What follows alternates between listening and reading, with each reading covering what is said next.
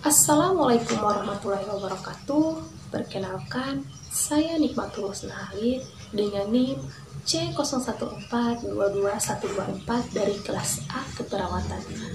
Dalam video kali ini, untuk pemenuhan tugas ilmu biomedik dasar dari Bapak Ners Pipin Yunus MKep tentang sistem peredaran darah pada manusia. Apa sih itu sistem peredaran darah pada manusia? Kalian ingin tahu? Yuk kita simak pada video kali ini.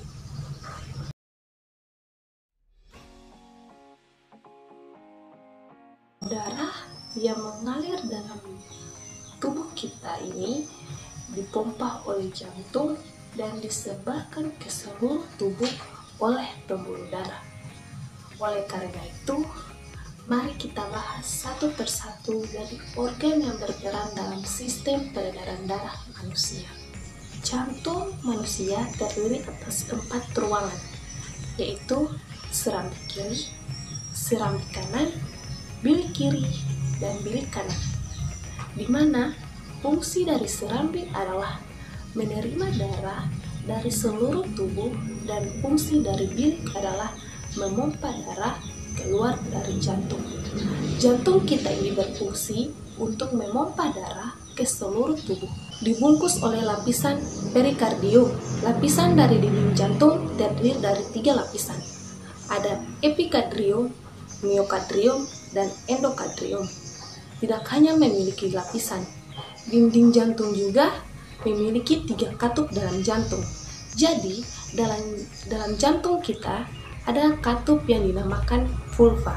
Yang pertama ada vulva bicuspidalis, yaitu terletak antara serambi kiri dan bilik kiri. Ada juga yang kedua yaitu vulva tricuspidalis yang terletak di antara serambi kanan dan bilik kanan. Dan yang ketiga ada vulva semilunaris yang terletak di pangkal aorta atau arteri. Nah, setelah kita mengenal jantung, kita akan bahas pembuluh darah. Fungsi dari pembuluh darah mengalirkan darah keluar dari jantung hingga kembali ke jantung dan dibagi menjadi 3 pembuluh utama. Ada pembuluh darah arteri, pembuluh darah vena, dan pembuluh darah kapiler. Kita bahas secara detail ya.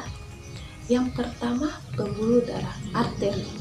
Pangkalnya terletak di bilik jantung dan fungsinya membawa darah keluar dari jantung. Ciri-ciri pembuluh darah arteri adalah: pertama, memiliki sebuah katup di pangkalnya yaitu vulva semilunaris. Kedua, memiliki tekanan darah yang umumnya kuat yang melewati arteri. Ketiga, denyutnya dapat dirasakan pada saat diraba.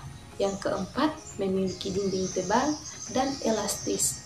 Selanjutnya ada pembuluh darah vena, merupakan pembuluh darah yang berujung di serambi jantung. Fungsinya membawa darah kembali ke jantung yang sering disebut juga pembuluh balik. Nah, adapun ciri-ciri pembuluh darah vena, yang pertama, memiliki banyak katup di sepanjang pembuluh. Yang kedua, terletak dekat dengan permukaan tubuh. Yang ketiga, memiliki kemampuan menampung 75% darah. Yang keempat, memiliki dinding pembuluh yang tipis dan kurang elastis. Dan yang terakhir, ada pembuluh darah kapiler.